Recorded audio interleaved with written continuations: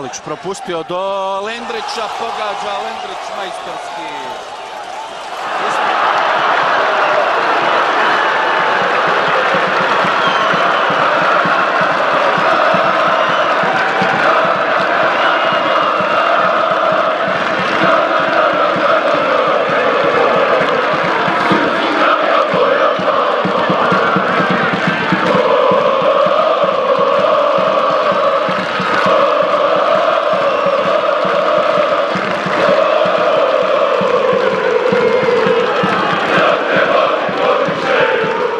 Ponovo Stevanović u prilici da centrira, uspio je to i pogodak Boccacinija.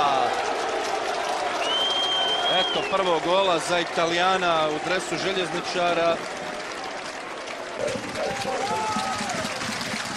Evo pozdravljaju navijači željezničara Boccacinija, koji naravno nije došao na Grbavicu da postiže golove, ali